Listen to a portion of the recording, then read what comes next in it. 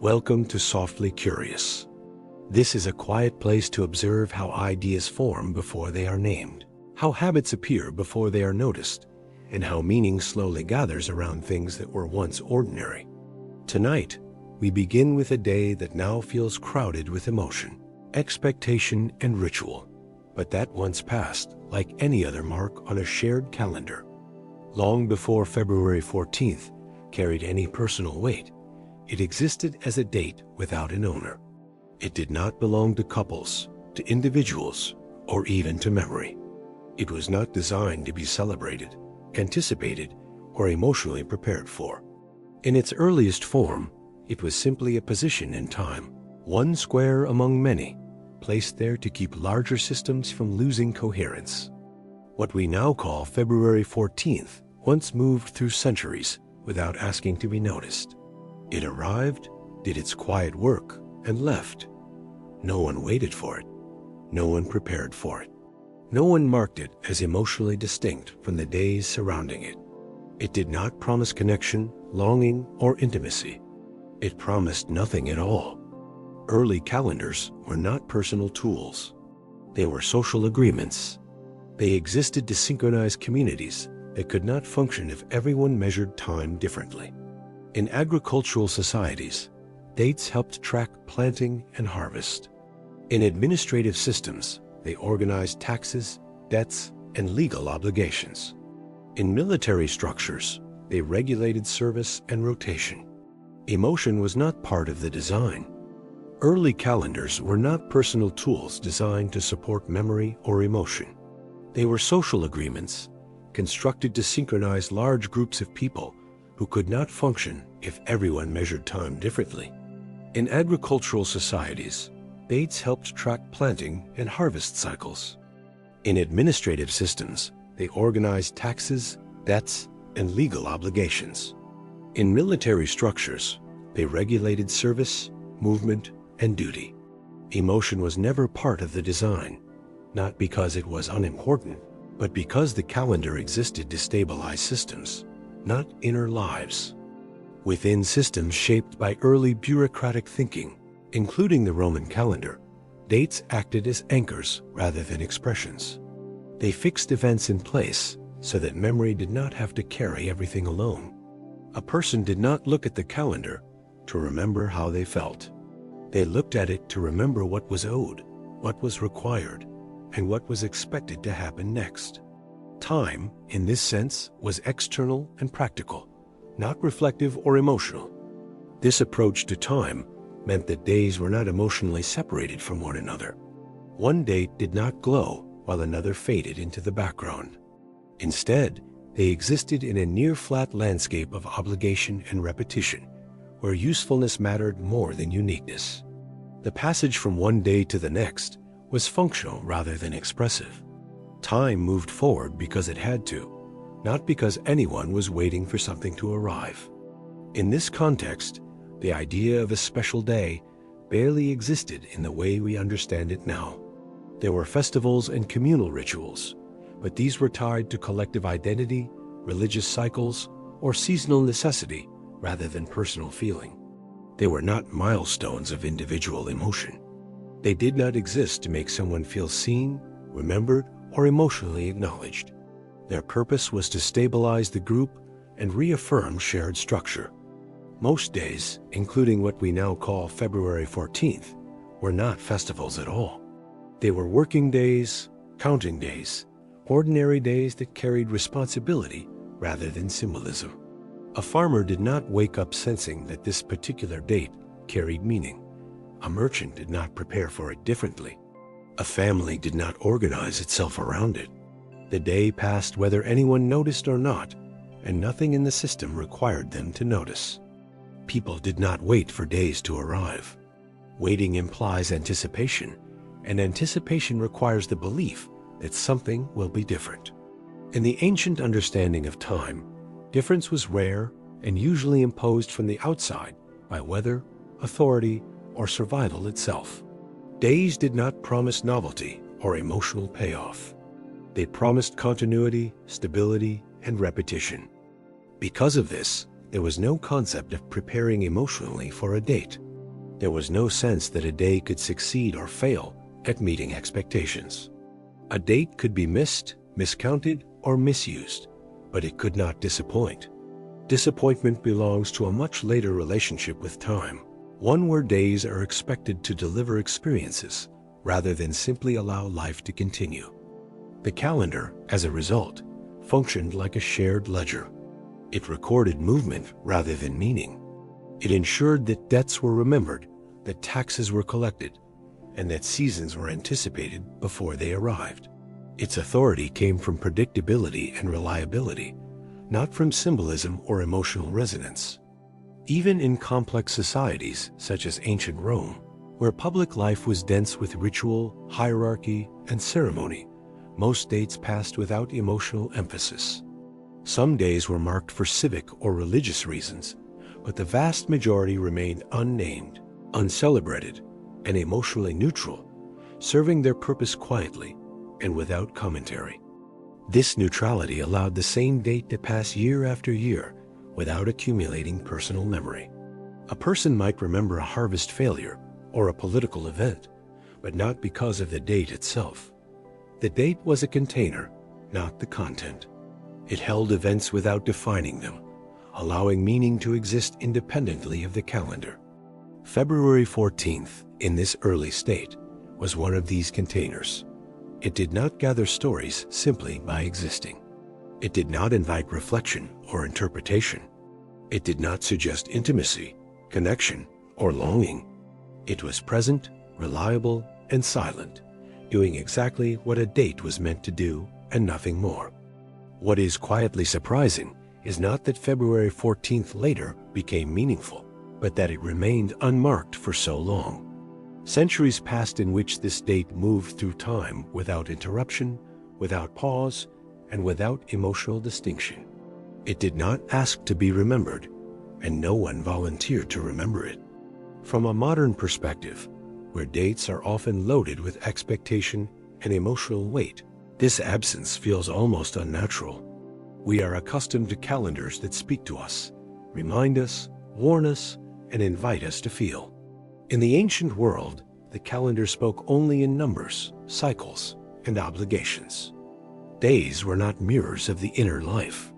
They were scaffolding for the outer one. The rhythm of time existed to support labor, governance, and survival. Feelings followed life. They did not organize it or dictate its structure. Because of this, the idea that a date could belong to love, intimacy, or personal connection would have seemed unnecessary. Love existed, of course, but it did not require a coordinate in time to justify itself. Relationships unfolded continuously, not ceremonially, without needing to be anchored to a specific day. The absence of emotional ownership also meant that no one felt excluded by a date. A day could not remind you of what you lacked, because it was not designed to reflect personal states. Inclusion and exclusion were social realities, not calendar-based experiences. This also meant that missing a day carried no emotional cost. Forgetting a date did not imply neglect or failure. It simply meant that time continued without being observed. The day did not wait to be acknowledged. In this landscape, February 14th was not invisible, but it was indistinct. It was known only in the way that all days are known when they serve a system rather than a story. It existed to be counted, not to be felt. The transformation of this date into something emotionally charged would come much later, and it would require a fundamental shift in how time itself was understood. Before that shift, there was no space for a day to become personal or symbolic. So when we look back at the earliest form of February 14th, what we see is not the absence of romance, but the absence of the idea that a day could carry it. There was no framework for such a role. The calendar was not listening for emotion, and emotion did not expect to be heard by the calendar. This is where the story truly begins, not with love or names or rituals, but with a day that belonged to no one. A day that arrived without ceremony, left without memory, and remained ordinary for far longer than most people realize. February 14th did not become visible because it carried emotion, but because it was finally marked. For a long time, the date existed without distinction, passing through calendars as quietly as the days around it. What changed was not the nature of the day itself, but the moment it was deliberately pointed at. A line was drawn, a name was attached, and the day was no longer interchangeable, even though its meaning remained undefined. This first act of marking did not emerge from romance, affection, or personal bonds. It came from a practical habit within early Christian record-keeping, where certain days were labeled in order to organize remembrance. The intention was not to elevate the day emotionally, but to make it recognizable within an expanding calendar that was beginning to carry layers of religious reference alongside civic order. In early Christian calendars, naming a day was a way of separating it from the flow, not filling it with experience. Some dates were associated with martyrs or saints simply so they could be identified, recalled, and placed within a liturgical structure. The label did not imply celebration. It implied classification. A named day was easier to locate, not more meaningful to live through. The choice of the 14th itself was not symbolic in the way modern audiences often assume. It was not selected to align with love, nature, or seasonal metaphor. Instead, it followed the internal logic of early Christian listings, where dates were assigned based on tradition, record survival, and clerical continuity rather than emotional narrative. Another day could have carried the same name just as easily. What matters is that once a name was attached, the date stopped dissolving into the background. Before this, February 14th could pass unnoticed even by those who lived through it repeatedly. After naming, it became something that could be referred to, mentioned, and pointed out, even if nothing was done with it. At this stage, the day was remembered but not experienced. People might know the name associated with the date, but that knowledge did not translate into behavior. There were no rituals, no exchanges, no expectations. The calendar acknowledged the day, but daily life largely ignored it. A key detail, often overlooked, is that the figure behind the name, Saint Valentine, was not known for romance, intimacy, or personal devotion between lovers. The name carried no inherent emotional instruction. It belonged to a religious figure whose life did not revolve around the themes later attached to the day. Within the structure of the early Christian church, naming a day functioned primarily as an administrative and mnemonic act rather than a cultural invitation. As communities spread across regions and records were copied, lost, or altered, attaching names to specific dates helped stabilize memory in a fragile system. The goal was consistency, not experience. A named day could be found again, referenced again, and aligned again, even if nothing in everyday life changed because of it. This act of naming did not animate the day. It did not instruct people to gather, exchange, or commemorate. The name worked like a label on a shelf, not like a signal to act. It allowed the calendar to speak clearly to those who maintained it, while remaining almost silent to those who lived under it. Here, a quiet contradiction begins to form. A date that would later be associated with strong personal feeling entered history as a labeled but uninhabited space. It existed clearly on paper and in record, yet faintly in lived experience. People could recognize the name if they encountered it, but the day itself passed without demanding attention or participation. February 14th begins to separate itself from surrounding days, not because people gather around it, but because it can finally be pointed to with precision. It becomes a day that can be mentioned, remembered, and located, even while remaining emotionally untouched. The calendar now acknowledges it, but daily life still moves past it. At this point, the day does not ask to be felt, shared, or marked. It simply waits. Visible, named, and distinct, but still empty of ritual or expectation, existing more as an idea than as an experience. When the name Valentine begins to appear in early records, It does not arrive with clarity. It enters quietly, without a fixed shape, without a single life attached to it, and without a story that settles into place. Unlike figures whose names become stable through detailed biographies or consistent narratives, Valentine remains scattered across fragments.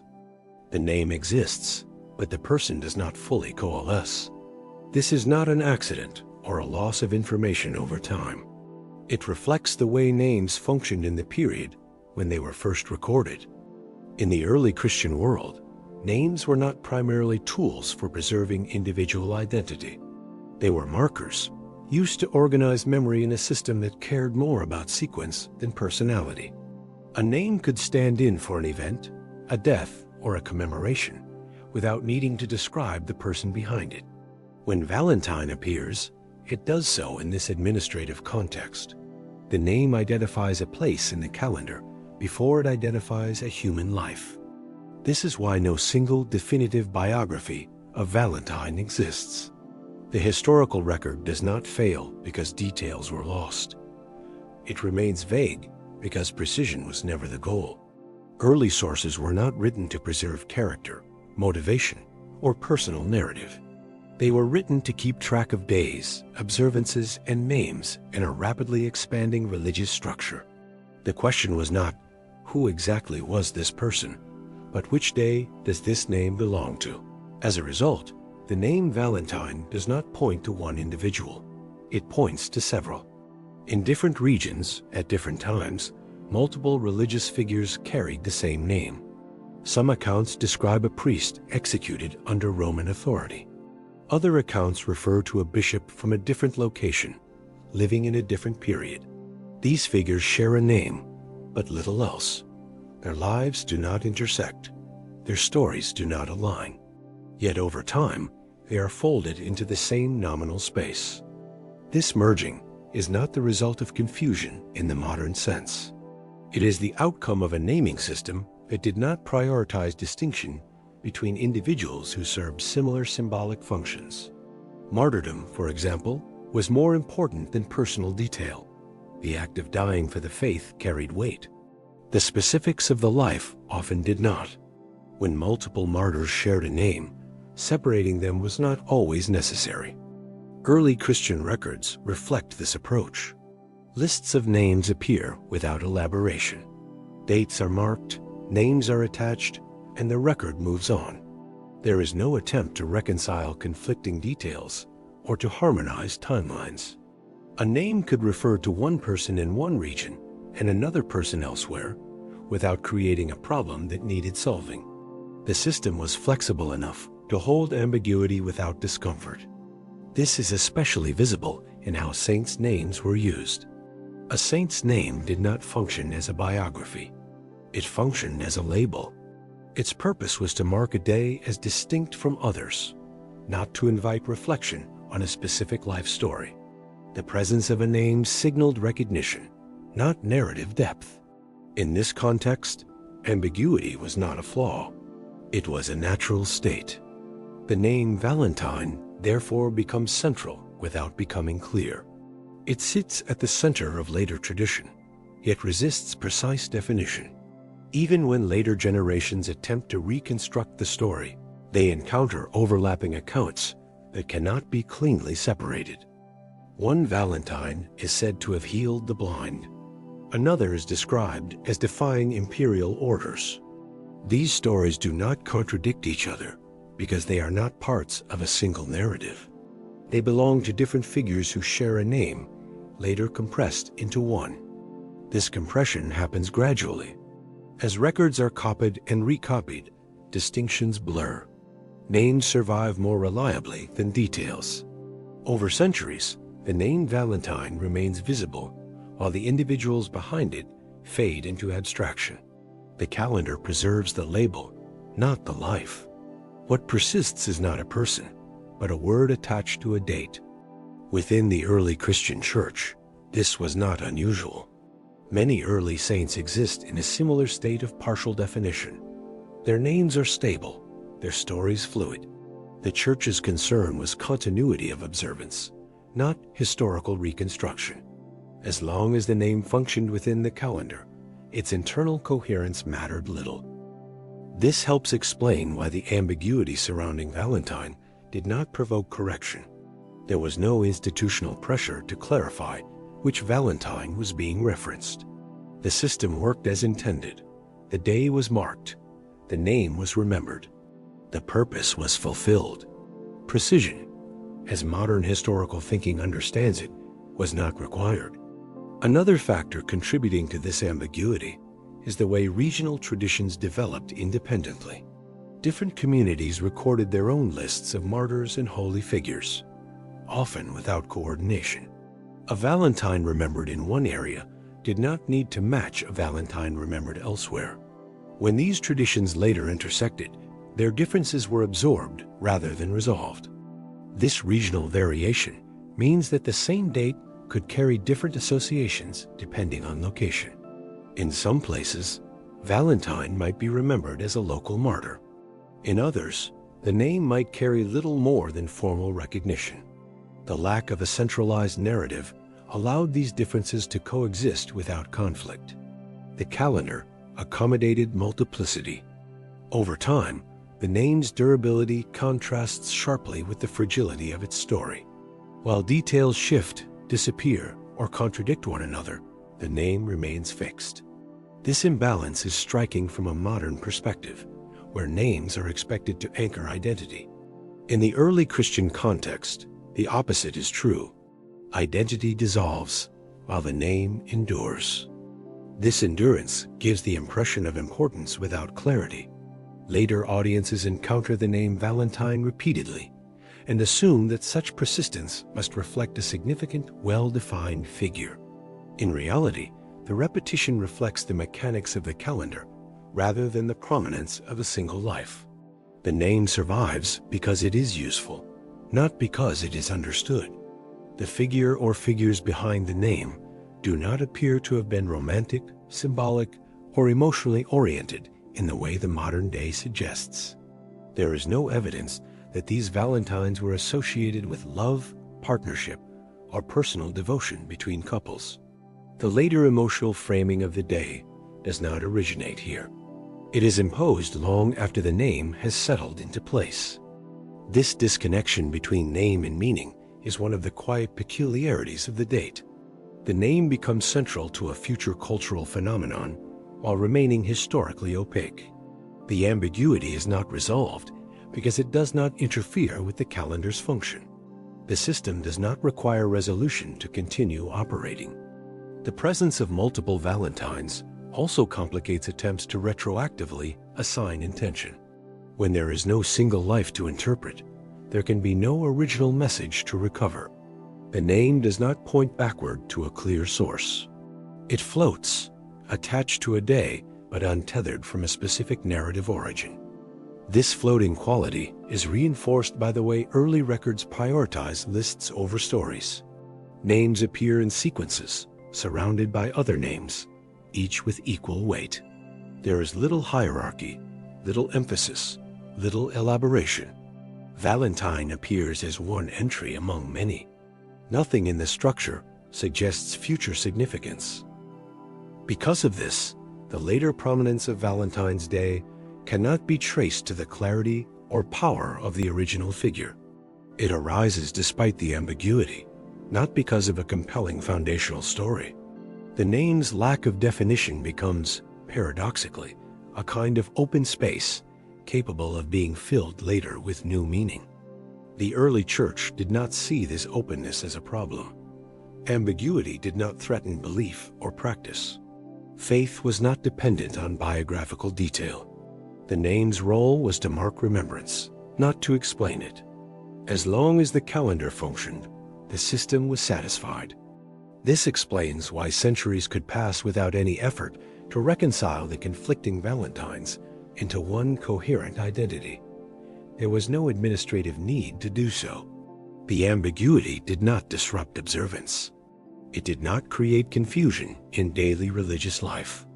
The name worked well enough as it was. In this sense, Valentine is not a mystery waiting to be solved, but a sign of how differently identity once operated. Modern expectations of historical clarity do not apply cleanly to this period. The lack of a single Valentine is not a failure of record keeping. It is a reflection of a system that valued continuity over precision. The persistence of a name shows how days and names operate differently than stories and names.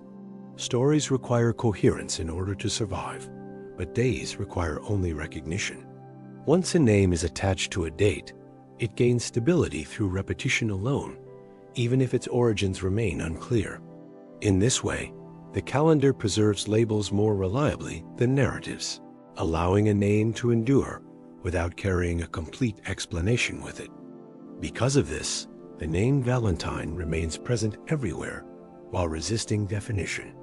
It is faithfully remembered by the calendar, yet left unresolved by history. For most of its existence, this uncertainty caused no concern. The ambiguity was not debated, corrected, or even emphasized. The name fulfilled its function. The day remained marked. Nothing further was required from it. Only much later, when the day began to accumulate emotional and cultural meaning, did questions of identity become urgent. By then, the ambiguity was already deeply embedded. From the beginning, Valentine functioned not as a story waiting to be told, but as a marker holding a place in time. Its lack of a fixed narrative was not an obstacle, but a condition, allowing the name to persist while meaning remained deferred, open, and adaptable for centuries. When a name finally settles onto a date, it does not automatically generate a story. In early calendars, the pairing of a name with a day functioned more like a label than a narrative seed. The name marked the date, made it identifiable, and allowed it to be referenced, but it did not instruct anyone on how the day should be treated, remembered, or experienced. The connection stopped at recognition.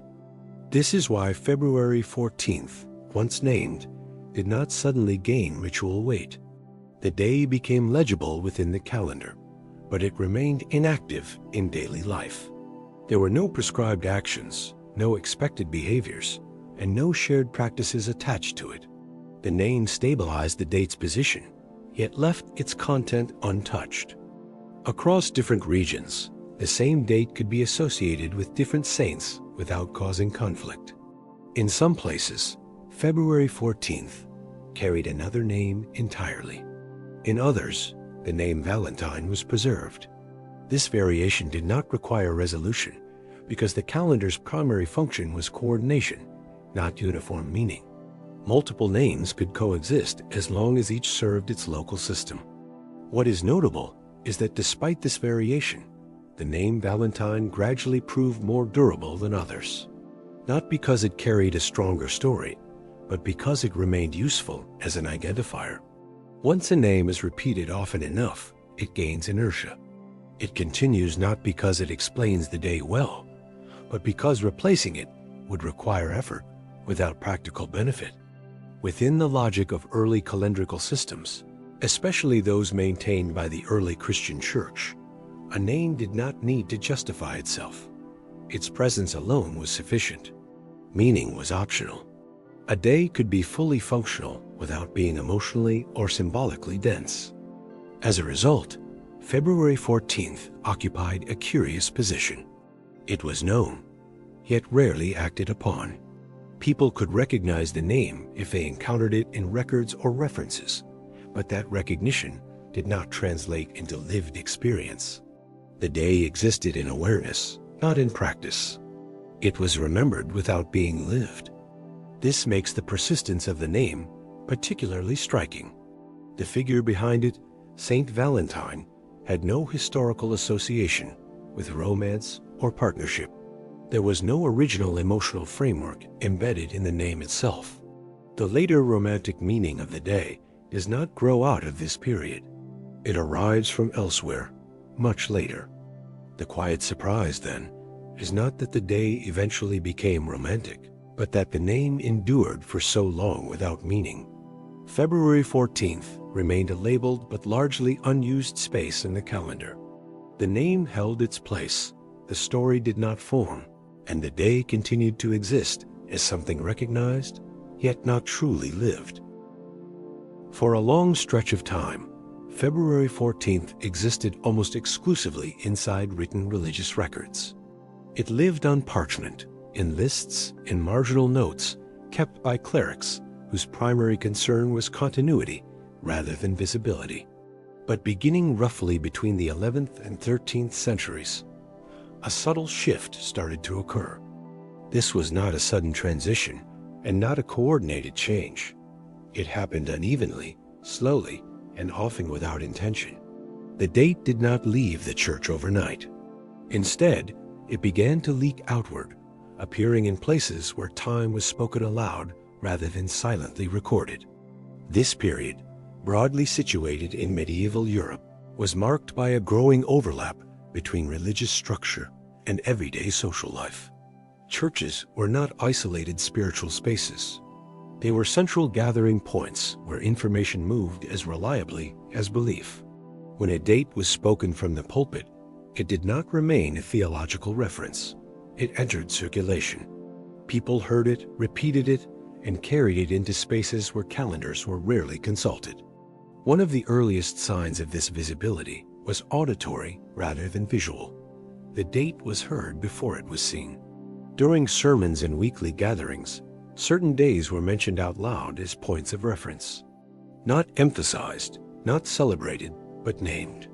When February 14th was spoken, it became momentarily present in shared attention. This act alone was enough to shift its status. A date that is heard exists differently from one that is merely written. Once spoken, the day could travel. A person leaving a service might mention it to someone else, not because it mattered deeply, but because it had been mentioned at all. Information in this period moved through repetition rather than importance. If something was said publicly, it gained momentum simply by being sayable again. February 14th entered this loop quietly.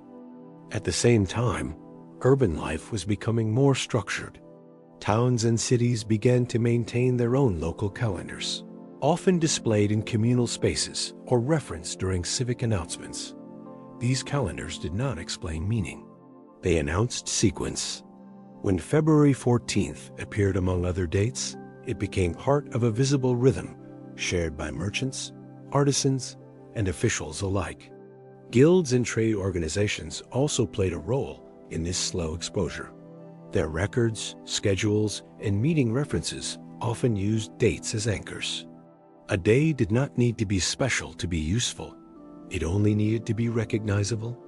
When February 14th was used as a point of coordination, it gained another layer of social presence without gaining emotional content. This is where the concept of visibility becomes important. The day did not become important. It became noticeable. People began to encounter it more than once, in more than one context. A date seen or heard repeatedly starts to feel familiar, even if nothing is expected of it. Familiarity does not require meaning. It requires recurrence. Crucially, this recurrence did not depend on written calendars. Many people did not own them or know how to use them. Instead, dates circulated through speech. Someone would mention that a certain task was due around a particular named day. Someone else would repeat that reference. Over time, a loose network of spoken reminders formed, detached from any physical calendar. In marketplaces, where people from different areas intersected, dates acted as conversational shorthand. A merchant might reference a delivery, expected before or after a known date. The name of the day functioned as a shared coordinate. February 14th could be mentioned casually, not as an event, but as a marker that helped orient time. What is striking is that none of this required the day to carry instruction. Hearing the date did not imply that one should act differently. It did not suggest preparation, participation, or response. It simply existed as a known point, floating in conversation without consequence. This is why the day could become widely recognized while remaining behaviorally empty. Visibility preceded obligation by centuries. People knew the date existed, knew roughly where it sat in the year, and knew its name. That knowledge alone did not demand action. Another factor contributing to this spread was repetition across years. When a date is mentioned once, it can disappear. When it reappears annually, it gains a faint sense of permanence. Even if nothing happens on the day, the return itself becomes predictable. February 14th began to return not just on paper, but in speech. Importantly, this repetition did not intensify. It stayed flat. The way the date was mentioned one year resembled how it was mentioned the next. There was no build-up, no escalation, no added expectation. The day did not accumulate ritual through repetition. It accumulated recognition. This creates a rare historical condition, a date that is socially present but socially inactive. People can point to it, refer to it, and acknowledge it without feeling that it asks anything of them. The calendar has done its job by making the day locatable. Society has not yet assigned it a role. Even when people remembered the day from previous years, that memory was not emotional. It was procedural. The date was remembered in the same way one remembers where something is placed, not why it matters. Memory without attachment is a very specific kind of awareness. The absence of attachment meant that the day did not divide people into participants and non-participants.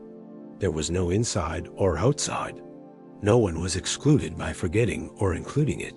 The day's presence was neutral, almost invisible despite being known.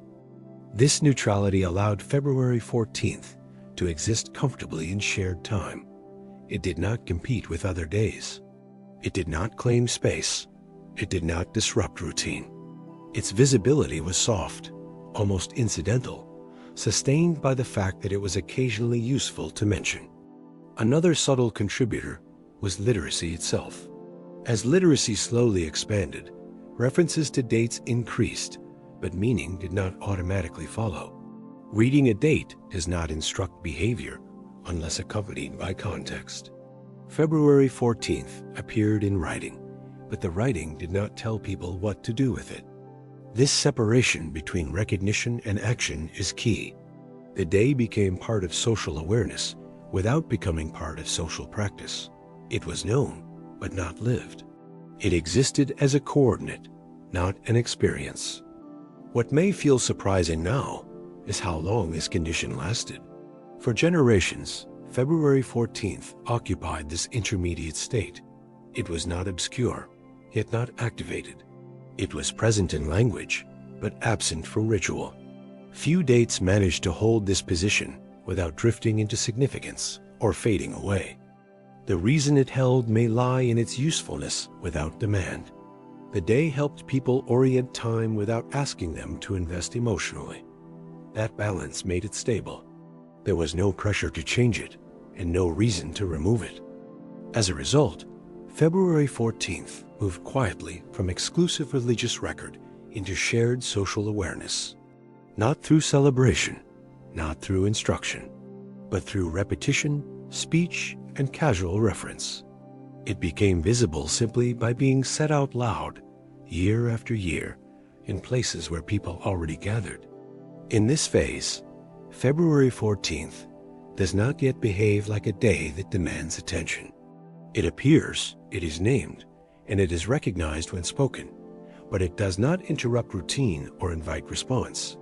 The date exists alongside daily life rather than inside it, present enough to be known, distant enough to be ignored, waiting without urgency for something that has not yet formed. The day does not arrive as an obligation, and it does not announce itself as something that must be handled or managed. It enters memory lightly, without instruction attached, without pressure, and without expectation. People recognize it when it comes, but that recognition remains shallow and calm.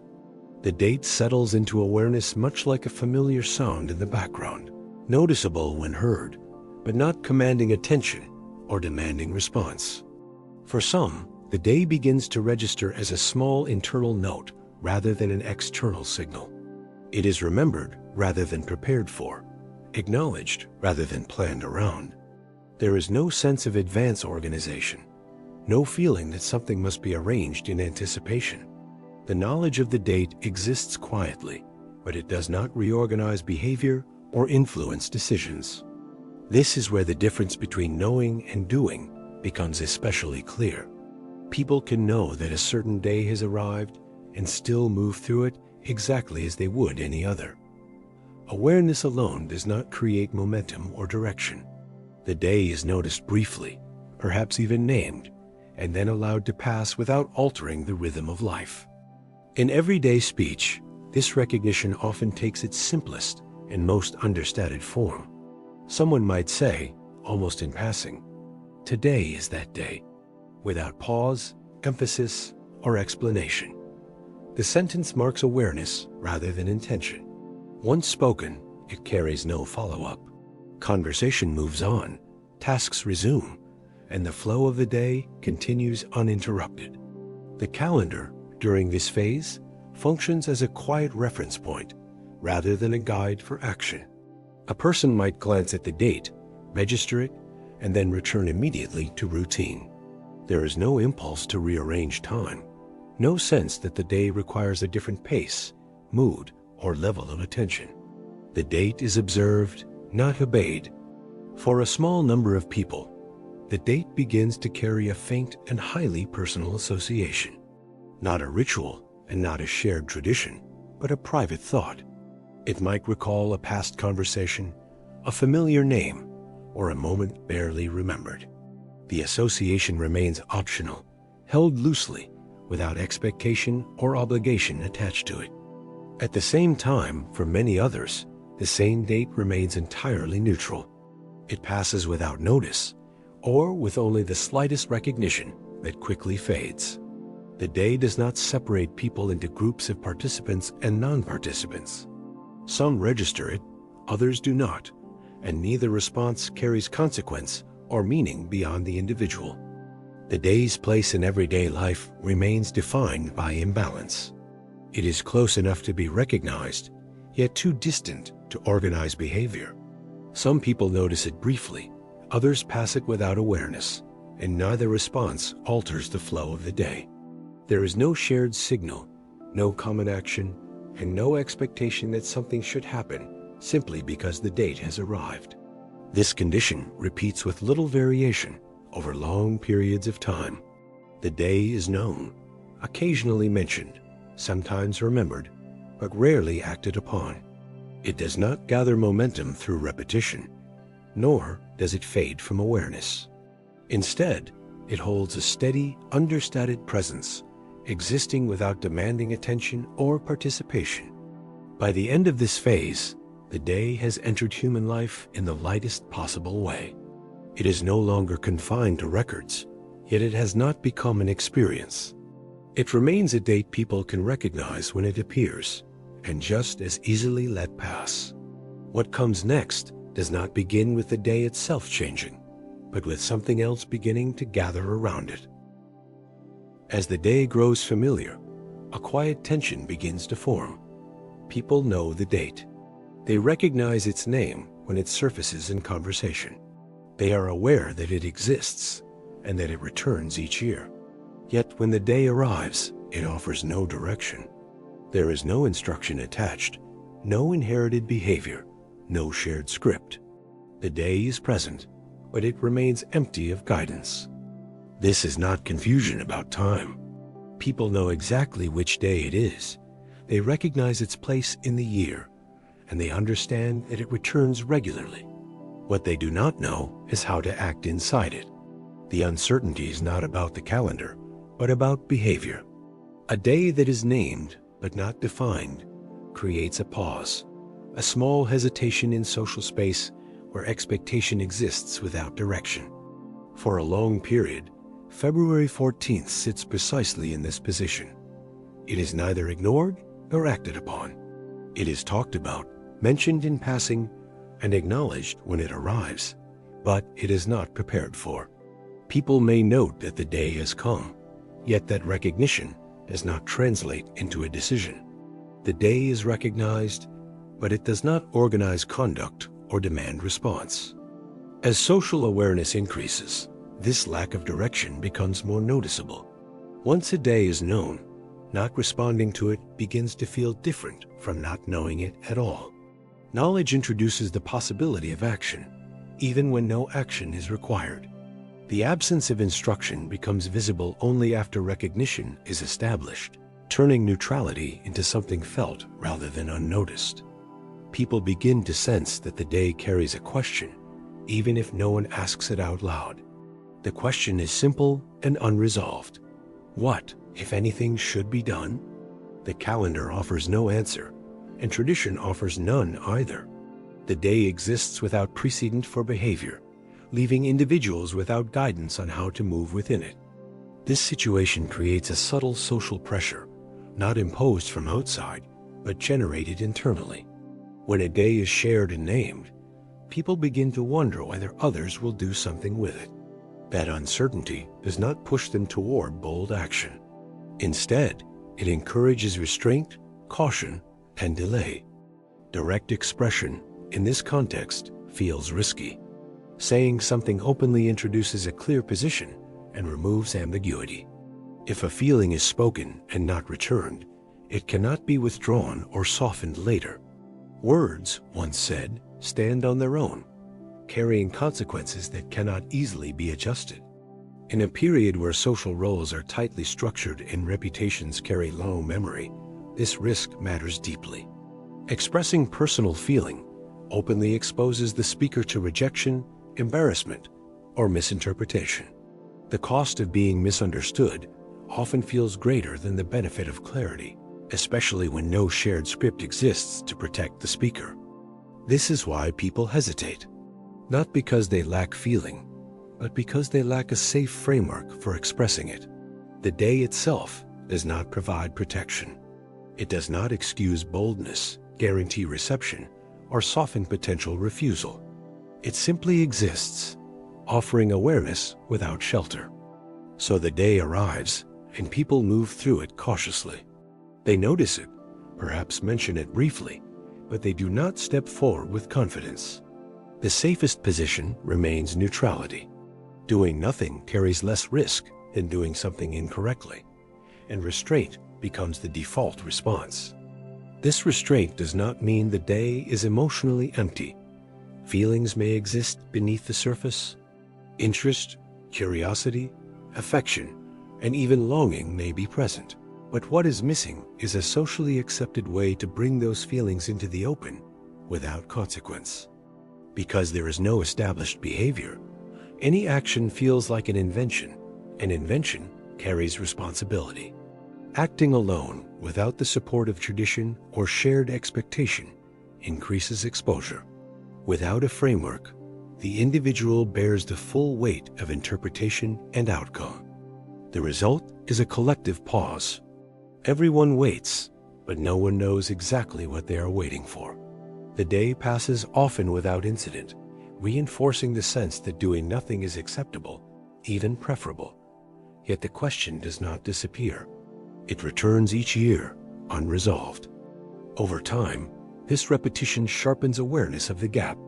The day keeps coming back, and each return reminds people that the question remains unanswered. Familiarity increases, but clarity does not. The distance between recognition and action stays intact. This gap is not dramatic. It does not provoke conflict or resistance. Instead, it produces a mild, persistent discomfort. A sense that something exists without purpose, that the day is incomplete rather than wrong. People begin to internalize this incompleteness. They may not articulate it directly, but they feel it as hesitation. The day becomes associated not with action, but with restraint, with the awareness that something could be done, but probably should not be said. In social settings, this restraint becomes visible in small, repeatable ways. Conversations may reference the day briefly, often without emphasis, and then move on as if nothing further is expected. The mention functions as acknowledgement rather than invitation, a signal that the day is known but not activated. No one pushes the moment forward because there is no shared understanding of where that movement would lead or what response it might provoke. The absence of a script matters more than it first appears. Human interaction relies heavily on scripts, even when they are informal or unspoken. When a situation lacks a recognizable pattern, people default to caution. They hesitate, avoid making the first move, and wait for signals that never arrive. Without a script, initiative feels exposed and restraint feels safer. The day itself does not yet provide context for action. It does not authorize expression, soften rejection, or protect vulnerability. It exists only as a marker in time, naming a moment without explaining how that moment should be lived. Awareness is present, but permission is not. The date can be recognized, yet it offers no guidance on what recognition should lead to. Because of this, people keep their responses internal. They notice the day, acknowledge it briefly, and perhaps reflect on it in private, but they do not translate that awareness into behavior. What is felt remains unspoken. What is known remains unacted upon. Over time, this hesitation becomes familiar. Each year that passes without action reinforces the idea that restraint is not only acceptable, but safer than initiative. The result is a quiet tension that does not resolve itself. The day feels unfinished rather than wrong, present but incomplete. Feelings exist, but there is no low-risk way to express them. The situation invites response while punishing missteps, holding people in place between recognition and action. The day continues to return, known and mentioned, waiting for something that has not yet arrived. When direct expression feels risky, people begin to look for something that can speak on their behalf without fully exposing them. Objects enter precisely at this point, not as decoration or ornament, but as carriers of intent. They allow feeling to move outward without requiring the person to step directly into vulnerability. What cannot be said safely can be placed into something else and sent ahead, creating distance between intention and exposure. This shift does not remove emotion from the exchange. Instead, it redistributes it. The risk normally attached to words is transferred to the object itself. If the response is uncertain or unfavorable, the person can retreat without having openly declared anything. The object absorbs the vulnerability that speech would otherwise be forced to carry. In this way, the object does not merely support the message, it becomes the message. A card, a flower, or a small gift does not accompany meaning as an accessory. It holds the meaning entirely. The presence of the object signals intent before any explanation is required, allowing the gesture to exist on its own. Cards are especially effective in this role because they arrive with language already formed. They remove the need to invent words in the moment. The sender does not have to decide how much to say, how to phrase it, or how to manage tone. The message arrives pre-shaped, reducing the chance of saying too much, too little, or the wrong thing. This is why writing a card so often comes before speaking. The card can go where the speaker cannot. It can be read privately, interpreted slowly, and absorbed without immediate confrontation. Time itself becomes part of the buffer, softening both delivery and response. Flowers and small gifts serve a related but slightly different function. They regulate intensity rather than language. A modest object suggests care without demand, while a larger or more deliberate gift suggests stronger intention. The sender can choose scale instead of explanation, letting size, type, and effort do the work that language often struggles to control. This adjustment of intensity is crucial. Objects allow emotion to be measured rather than declared. They offer gradation, where words often feel absolute. A gift can imply interest, appreciation, or affection without insisting on an immediate or explicit response. Because of this, rejection becomes softer. Declining an object does not carry the same weight as rejecting spoken feeling. Ambiguity remains intact. Both parties can step back without naming the outcome directly, preserving social balance and personal dignity. When words do appear, their role changes. A phrase like Happy Valentine's Day does not carry the emotional weight on its own. It frames the moment rather than defining it. The meaning sits in what is given, not in what is said. Words outline the gesture. The object fills it. This structure allows communication to move forward without immediate commitment. The sender expresses something without fixing its interpretation. The receiver responds internally before responding outwardly. Neither side is forced into clarity too quickly. The exchange remains open-ended by design. Historically, systems that allowed objects to move independently of people strengthened this pattern. The Victorian postal system made it possible to send sentiment without presence. Distance increased safety. Physical separation reduced emotional risk. Once this pattern stabilized, it became repeatable. Objects became expected, then recognizable. Over time, they formed a language of their own, one that did not require explanation to function. Meaning was understood through convention rather than conversation. As production expanded, this language became standardized. Companies like Hallmark did not invent the impulse, but they refined it. They offered ready-made expressions for situations where people preferred not to improvise their feelings. What is quietly surprising is that objects came to be trusted more than words. They were seen as less binding and less final. An object could be interpreted in multiple ways, adjusted in meaning after the fact, or even ignored. A sentence rarely allowed that flexibility.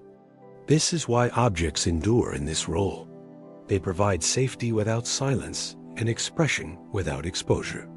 They allow people to act before they are ready to speak, filling the gap between awareness and commitment with something that can be accepted, declined, or left unanswered without forcing a conclusion. For a long time, the day remains present without requiring action. Feelings may exist, objects may pass quietly between people, yet nothing pushes money into motion. The change begins when this balance shifts, not through instruction or obligation, but through ease. What was once a purely optional gesture starts to align naturally with buying. The day does not insist that emotion be purchased, but it increasingly favors those who choose to express it through acquisition. This transition does not happen because people suddenly value the day more. It happens because expressing something becomes easier when it can be acquired rather than invented. Buying replaces deciding. Choosing replaces explaining. A gesture that once required thought, timing, and courage can now be completed through selection. The emotional weight remains, but the effort shifts. At this point, the day begins to be perceived not only as a moment to feel something, but as a moment to obtain something. This is a subtle but decisive change. When a feeling can be expressed through purchase, the act of buying starts to feel meaningful in itself. Spending money becomes a proxy for care, attention, or effort, even when no words are added. Objects had already entered the scene as safe carriers of intention. What changes now is scale. The presence of objects becomes predictable, and predictability attracts systems that are built to respond to repetition. When the same types of objects appear around the same date, year after year, the pattern becomes legible to commerce. This is where the day begins to look less like a personal moment and more like an opportunity, not in the sense of exploitation at first, but in the sense of alignment.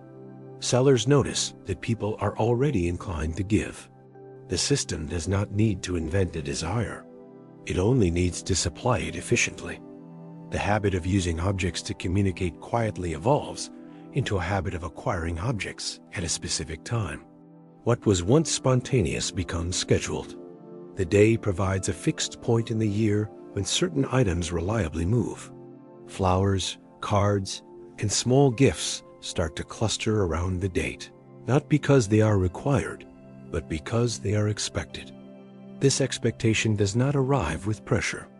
It arrives with availability. As the day approaches, certain items become easier to find. They are grouped together, displayed together, and presented as appropriate choices. The environment begins to suggest behavior without instructing it. Shop windows change first. The transformation is visual rather than verbal. Colors shift, themes appear. The same objects that might be sold all year are suddenly arranged differently. Their proximity to one another implies connection. The message is not explicit, but it is clear. These items belong to this moment. Language follows shortly after. Store signs, labels, and advertisements adopt a tone that references the day without explaining it. Phrases suggest relevance rather than necessity. The implication is simple. If the day matters at all, these objects are how it is handled. This is how the day begins to convert attention into movement. Awareness turns into browsing. Browsing turns into choice. Choice turns into purchase. None of these steps require a declaration of feeling. They require only recognition of the date. The individual gesture, once improvised, becomes standardized. Giving a card no longer means composing words. Giving flowers no longer means selecting them carefully from nature. The effort shifts from creation to selection. Emotional labor is replaced by transactional ease. This does not erase sincerity. Many people still feel deeply, but the system changes what sincerity looks like. It becomes legible through spending. The amount spent, the type of object chosen, and the timing of the purchase begin to stand in for intention. Over time, this alignment becomes stronger. The day starts to feel incomplete without a purchase, not because of obligation, but because the environment has framed buying as the natural conclusion. The ritual does not feel finished until something has been acquired. This is the moment when ritual and transaction begin to merge. The act of purchasing does not interrupt the meaning of the day. It completes it. What was once optional becomes conventional. Importantly, this shift does not happen evenly across society. Some people adopt it quickly, others resist or ignore it. But the system does not need universal participation to function. It needs only enough repetition to justify preparation. As more people participate, even casually, the scale increases. Suppliers adjust production. Retailers allocate space. Marketing calendars form. The day becomes visible not just socially, but economically. Groups such as the American Retail Federation do not create the impulse to buy. They observe it, measure it, and formalize it. Their role is not to define the day, but to recognize its economic footprint. Reports begin to note patterns. Spending rises. Certain categories outperform others. The day becomes a data point and a projection. What was once anecdotal becomes statistical. This recognition feeds back into the system. When spending is expected, preparation increases. When preparation increases, visibility increases. The loop reinforces itself without requiring instruction or enforcement. For the individual, this does not necessarily feel like pressure. It feels like normality. Buying something becomes the easiest way to acknowledge the day. Doing nothing requires more explanation than doing something small. This is the quiet inversion at the heart of the process. The day does not become meaningful because of spending. Spending becomes meaningful because the day exists. Over time, the order reverses. The presence of spending begins to define the day itself. People start to say they did something for the day, and what they mean is that they bought something. The act of purchase stands in for participation. It is tangible, countable, and socially legible. This does not yet mean that choosing not to buy is treated as a failure or a rejection of the day. Absence still carries no explicit judgment, but it does mean that buying is immediately understood within the social flow. It requires no explanation, no justification, and no additional context. A purchase fits smoothly into existing structures of exchange, where meaning is often communicated through visible action rather than spoken intent. As a result, the day begins to settle quietly into the economic calendar. It takes its place among other moments in the year when spending predictably increases, not through mandate, but through habit. Over time, its emotional origins become less central than its reliability. What matters more is not why people buy, but that they do so with consistency. One of the most striking aspects of this shift is how little resistance it encounters. Because the day was never rigidly defined in the first place, the introduction of purchase does not feel like intrusion or distortion. It feels additive, almost natural. Buying does not replace the ritual. It completes it by giving it a visible endpoint. The meaning of the day does not vanish at this stage. It is translated rather than erased. Emotion is not displaced by commerce. It is carried through it. The system does not strip feeling away. It reshapes it into something that can circulate, be displayed, and be recognized without explanation. By the end of this phase, the day is no longer only a point in time. It becomes a point of action. Participation takes on a concrete form, and that form is purchase. Not because anyone is forced, but because buying aligns easily with the existing logic of the day and the tools already in place to express it. A threshold has been crossed almost without notice. The day has become an economic event, not because it was designed that way, but because purchasing proves to be the most efficient and widely understood mode of participation. Action becomes legible, measurable, and repeatable. This transformation still carries no overt moral weight. It does not yet shame those who abstain or elevate those who spend more. It simply establishes a baseline. The day now moves money as well as sentiment, operating simultaneously in emotional and economic space. At this point, the change remains quiet. There is no announcement that the day has become commercial, no declaration that something essential has shifted. The transition happens through behavior rather than language. The day simply begins to function differently.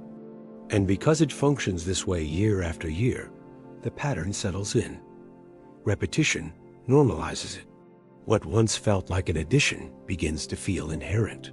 The idea of the day without exchange grows harder to imagine, not because alternatives are forbidden, but because this version has become familiar. The transition from voluntary participation to visible pressure does not happen abruptly. It unfolds slowly, almost imperceptibly, through repetition. At first, buying something for the day is simply one option among many. Over time, however, that option becomes the most legible one. What was once a personal choice begins to look like a shared expectation, not because anyone demands it openly, but because it becomes increasingly noticeable when it is absent. This is the moment when participation starts to be read socially. Giving something is no longer just an act of expression. It becomes a signal. The presence of a purchase communicates involvement, awareness, and alignment with the day. The absence of a purchase, by contrast, begins to stand out. It does not provoke immediate judgment, but it becomes visible in a way it was not before. At this stage, the question subtly changes. It is no longer, "Do you want to do something for this day?" But "What did you get?" The structure of the interaction shifts. Choice remains in theory, but in practice, it narrows. The range of acceptable responses contracts around consumption, because consumption is the easiest response to recognize. This change affects everyone connected to the day, not only those who actively celebrate it. Even people who feel indifferent, skeptical, or resistant to the occasion find themselves navigating its presence. The day reaches them regardless, through environment rather than intention. It appears in windows, messages, prices, and conversations, shaping the context in which they move. One of the clearest signs of this shift is price behavior. Certain goods begin to behave differently as the date approaches. Flowers are the most obvious example. Their value rises predictably at the same time each year. This increase is not explained by rarity or production cost alone. It is explained by concentration of demand around a fixed moment. The rising price itself becomes a signal. It tells people that the day matters economically, even if they are unsure how much it matters personally. Cost turns into a measure of importance. Paying more becomes a way of marking the date, reinforcing the idea that the day deserves investment. Alongside price changes, ready-made structures appear. Campaigns, bundles, and themed packages simplify decision-making. Instead of asking what might be appropriate, people are shown what is already framed as appropriate. The system reduces uncertainty by offering pre-assembled answers. These packages do more than save time. They standardize emotion. By grouping objects together under a single theme, they imply a shared meaning. The individual does not have to decide what their gesture signifies. The gesture arrives with meaning already attached.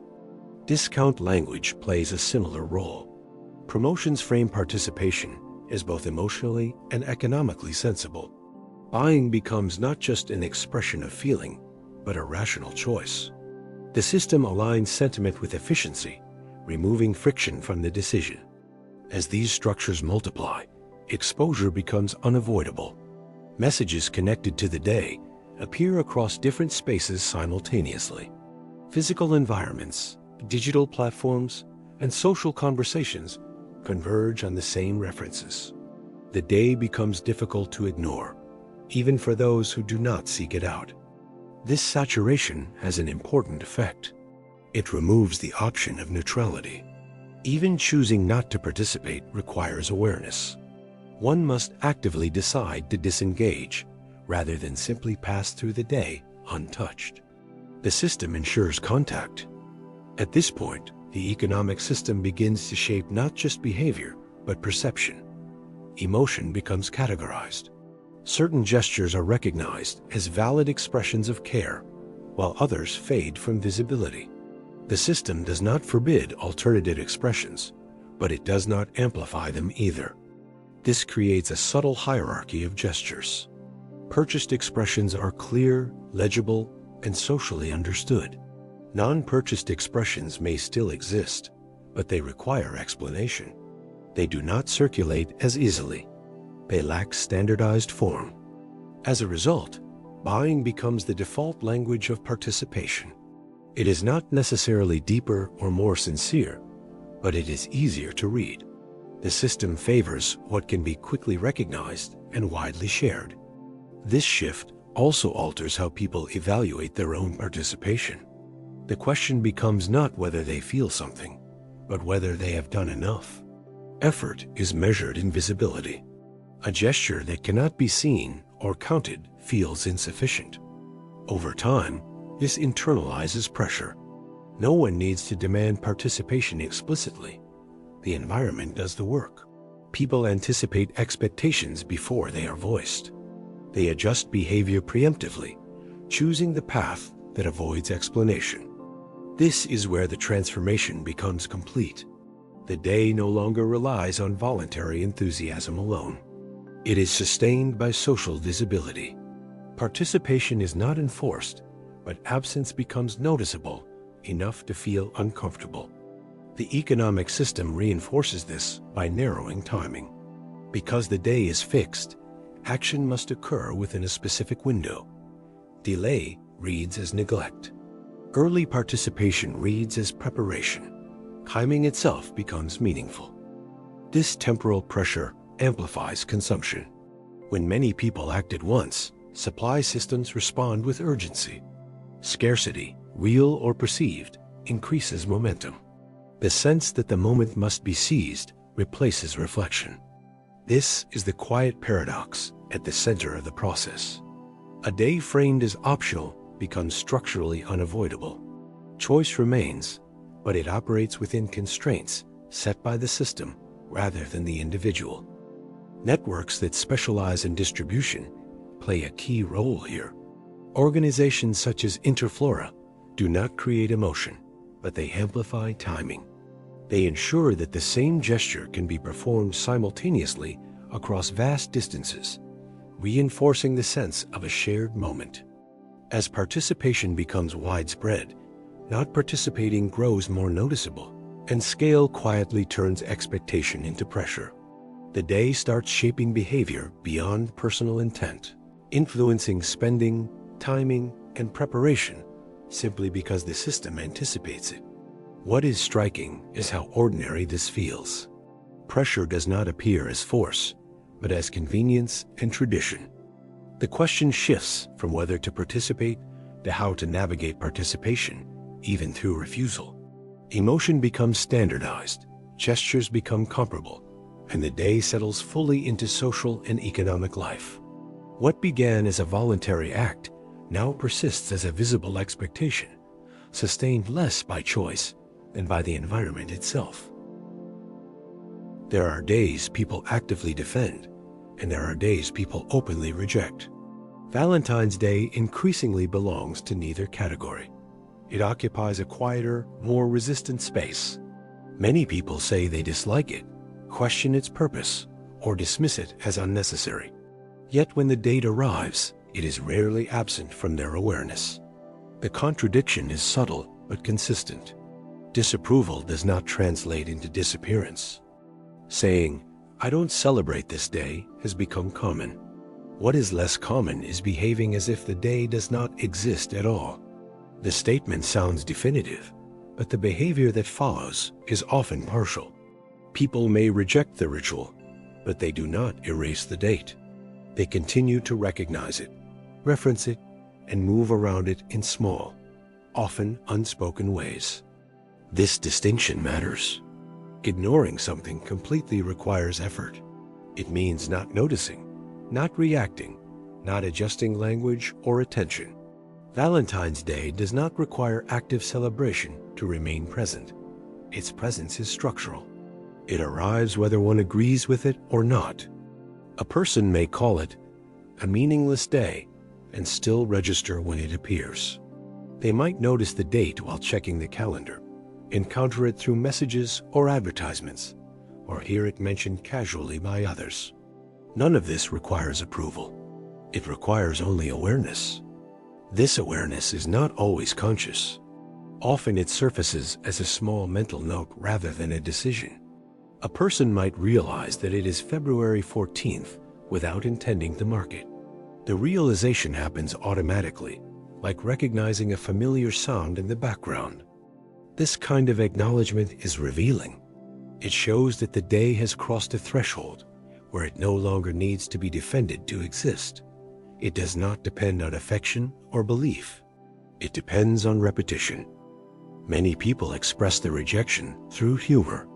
They joke about the day, mock its cliches, or treat it as an exaggerated cultural performance. Humor becomes a way of creating distance without erasure. Laughing at something still requires noticing it. The act of making fun of the day often involves referencing it explicitly. Jokes require context. To mock Valentine's Day, one must first recognize when it is happening. The joke itself confirms the day's position in shared awareness. Others respond with indifference rather than humor. They insist that the day means nothing to them, yet even indifference has limits. It rarely prevents recognition. The day may not change their plans, but it still passes through their attention. This is one of the quiet realities of widely shared dates. Once a day is established, ignoring it completely becomes more difficult than acknowledging it briefly. The social environment carries it forward regardless of individual stance. People who say they do not celebrate often still encounter the day indirectly. They receive messages that reference it, see changes in public spaces, or notice shifts in tone. These encounters do not require participation, but they prevent invisibility. In many cases, the day is not actively rejected. It is simply treated as something that exists, but does not require engagement. This position is neither acceptance nor opposition. It is coexistence. The difference between coexistence and celebration is important. Celebration involves intention. Coexistence involves adaptation. Valentine's Day has moved into the latter category for many people. It is accommodated rather than embraced.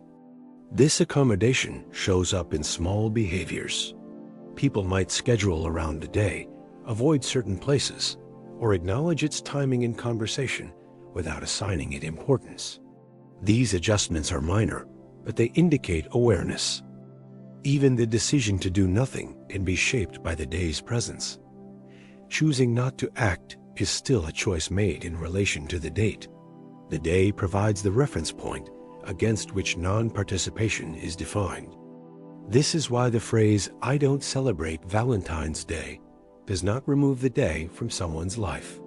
It defines a position relative to it. The day remains the anchor. Over time, this dynamic becomes normalized.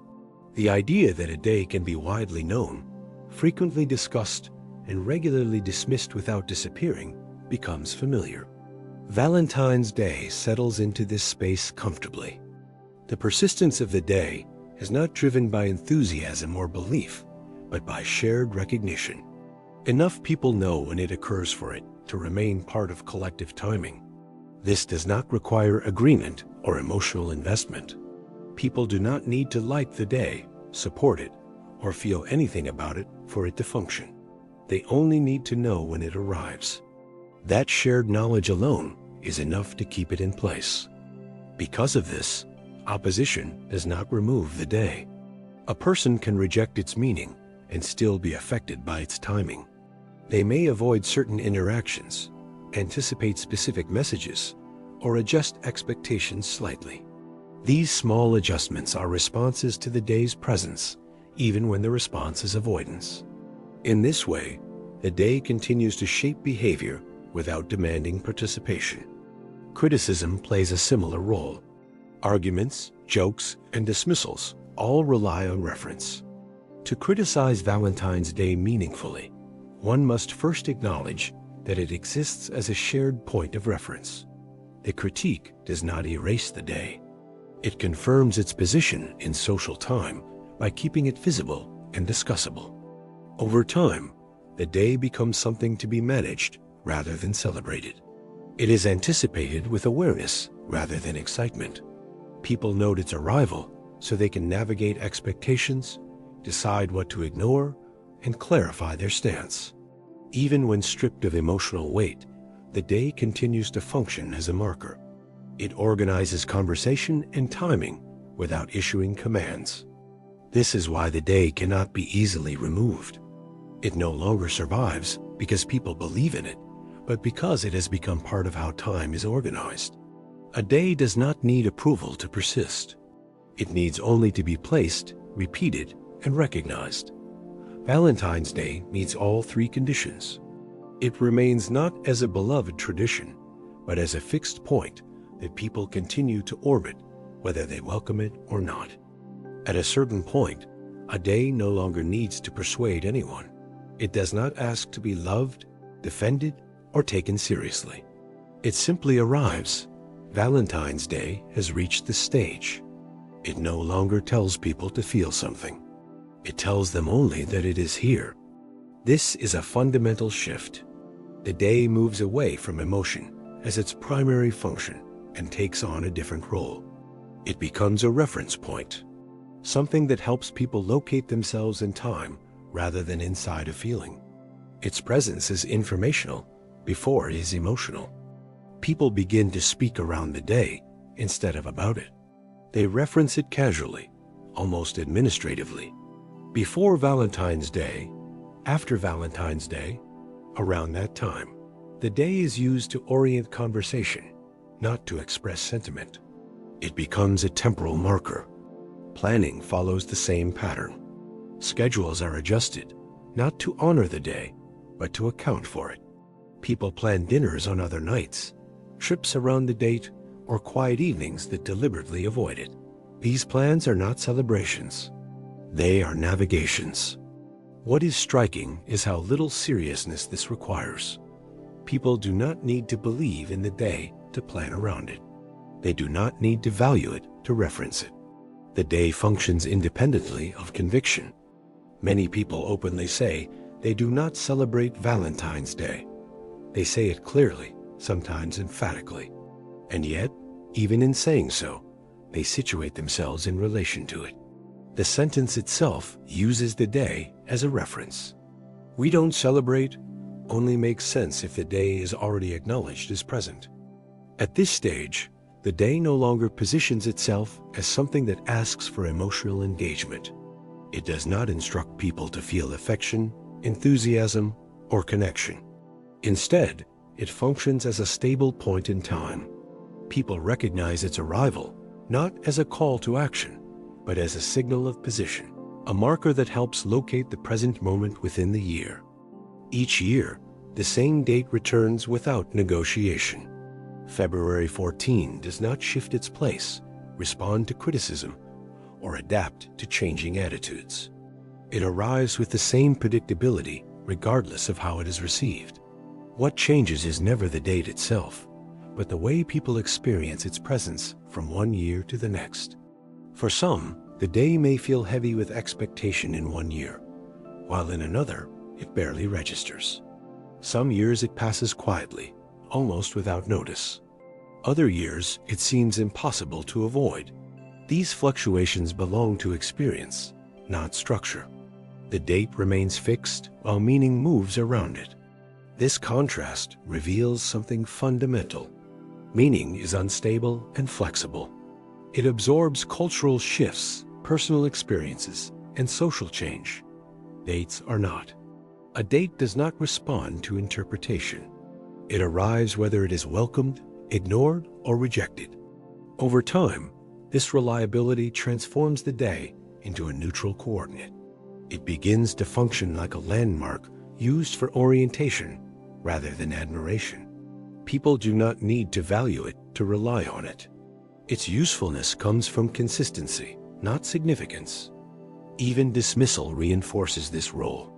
When someone says, "It's just Valentine's Day," the phrase reduces emotional importance but confirms the day's existence. Minimization still requires recognition. The day remains present even when it is verbally pushed aside. In this way, the day becomes useful without being revered. It structures conversations, planning, and timing without asking for attachment. People refer to it casually, often administratively, using it to situate other events rather than to define itself. The calendar plays a crucial role in this shift. Calendars do not respond to feeling or belief. They mark dates repeatedly, without explanation. Once a day has been printed, shared, synchronized, and repeated long enough, it gains authority through persistence alone. Valentine's Day has reached that level of integration. It appears across physical calendars, digital reminders, event listings, and scheduling systems. Removing it would require intentional coordination across many layers of daily life, something that almost never happens. Most people never attempt that kind of removal, not because they support the day, but because there is little incentive to dismantle a familiar reference point. It is easier to ignore meaning than to disrupt structure, easier to dismiss than to erase. As a result, the day persists even as its original narratives weaken. Romantic stories may be questioned, mocked, or forgotten, but the date itself remains untouched. Interpretation shifts, but placement does not. People adjust their behavior not out of devotion, but out of coordination. When large numbers of people share awareness of the same date, it begins to function as an anchor in social time. An anchor does not ask to be admired or explained. It exists so that movement can happen around it. Valentine's Day has taken on this role quietly, becoming a fixed reference that helps people orient plans, conversations, and expectations without requiring emotional agreement. This kind of coordination works even when attitudes differ completely. Some people approach the day with enthusiasm, others with avoidance, and many with indifference. Yet all of these positions rely on the same underlying fact. The date is known in advance and shared widely. Because of this, people anticipate it, react to it, or step around it almost automatically. The coordination happens first. Personal meaning comes later, if at all. Over time, repetition becomes enough on its own, and the day no longer needs to justify itself through meaning or emotion. Valentine's Day exists as a shared point in time that people approach in different ways, sometimes with interest, sometimes with distance, sometimes with quiet indifference. No one is required to feel anything specific, to participate in any particular way, or to take the day seriously. It can be acknowledged, ignored, gently marked, or simply allowed to pass. What matters is not agreement or enthusiasm, but the freedom to meet the day on one's own terms, without pressure or expectation. And with that understanding, however this day reaches you, happy Valentine's Day.